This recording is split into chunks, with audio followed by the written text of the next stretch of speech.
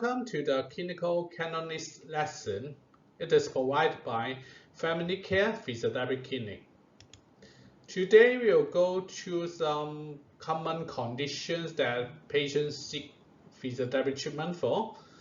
In the last lesson, we have gone through the pain, how to express pain. Then I will show you how to use Cantonese to describe other 4 conditions. First of all, surgery and surgery rehabilitation is our main group of clients. Surgery in Cantonese is 手術. In English grammar, we say conduct a surgery, but sometimes I do hear that we use do surgery, but in Cantonese, most of the time we say do surgery. Do surgery is 做手術. Then after the surgery, it is our main duty to recover the patient ability. How we say is physiotherapy treatment. We say physiotherapy is 物理治療.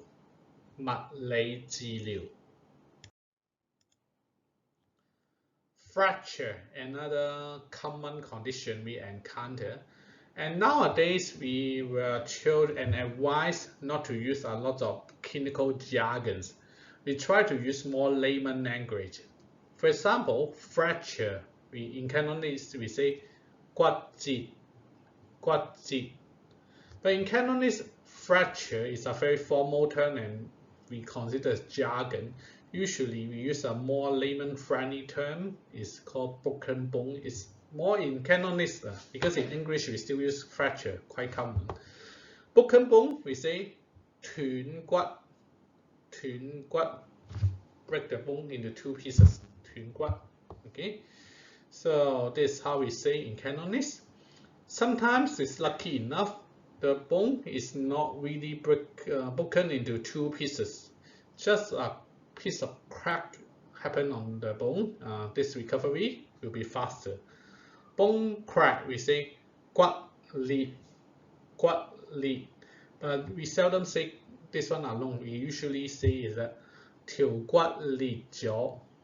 Your bone gets a crack. Okay, usually we say in Cantonese this way, 條骨裂咗. Okay. So another types of injury, and I show you the jargon and the layman language. Ligament tear. I also use ligament tear in clinic in English. I think quite commonly understand. Ligament tear, we say 韌帶撕裂. However, when speaking Cantonese, we use even more layman language, just like sprain injury. 扭傷, sprain injury. This means in Cantonese is a twisting injury. 扭傷. Muscle strain injury. Yeah, we also encounter very commonly in the clinic.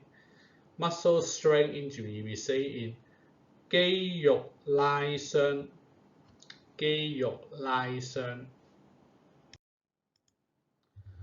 Overuse injury happen in a lot of physical workers, also office worker, because of the posture environment. We say overuse is 過勞. But 過勞means excessive fatigue. It's also a kind of unusual language you use. We say in more layman terms, it's called 勞損. This one is more common. We use it. Inflammation. A lot of condition can cause inflammation. In Cantonese, we say 發炎. So today the phases are more simple, straightforward, and short because I just go through the phases and not the sentences yet. I understand learning the language itself may be somehow boring, so I decide every class I will introduce some Hong Kong culture to you. Today I want to introduce a movie, very famous movie called Infernal Affairs. It was filmed in 2002. And then because it was too famous, then a Hollywood director paid for the copyright and we make a Western version and acted by Leonardo DiCaprio. So you realize that how impressive this movie is.